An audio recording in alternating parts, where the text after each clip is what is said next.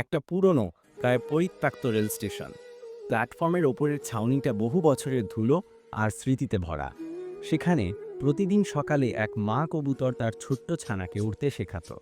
ছানাটার চোখে ছিল নীল আকাশের স্বপ্ন, আর ডানায় ছিল অসীম সাহস। একদিন ছানাটা মায়ের শেখানো বুলি আওড়ে ডানা মেলল, এই তো প্রায় উড়ে যাবে। ঠিক তখনই একটা তীক্ষ্ণ হুইসেল, একটা ট্রেন আসছে। বিকট শব্দে কেঁপে উঠল চারপাশ, আর সেই শব্দে ভয় পেয়ে ছানাটা ছিটকে পড়ল একেবারে রেল লাইনে। মা কবুতর দেখল, এক মুহূর্তও দেরি করল না। চারপাশে মৃত্যু, সেসব জেনেও না থেমে এক ছুটে ঝাঁপ দিল নিচে। একটা দমবন্ধ করা ধাক্কা, আর পড়ে আছে ছানাটা যেন কিছুই হয়নি তার, অক্ষত, নির্ভয়।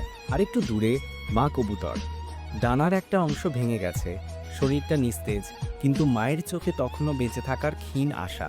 পরদিন সকালে সূর্য যখন উঠল, দেখা গেল মা কবুতর তখনও বেঁচে আছে। সে উঠতে পারছে না, তবে তার ছানার পাশে বসে আছে একেবারে নিঃশব্দে। ছানাটা তখনও ডানা ঝাপটায় উড়তে চায়। মা তাকিয়ে থাকে, সে জানে এবার তার সন্তান একা উড়বে। আমরা হয়তো ভাবি উড়তে পারলেই বুঝি স্বাধীনতা, কিন্তু কেউ কেউ থেকে যাওয়ার মধ্যেও ভালোবাসার নতুন সংজ্ঞা লেখে। গল্পটা কেমন লাগলো জানাতে পারেন। যদি এই ছোট্ট মায়ের ত্যাগের গল্প তোমার হৃদয়ে স্পর্শ করে থাকে, তাহলে একটু করে লাইক দিয়ে দয়া করে কমেন্টে জানিয়ে দাও, আর সাবস্ক্রাইব করে রেখো যেন ভবিষ্যতে এমন আরও গল্প শোনার সুযোগ মেলে।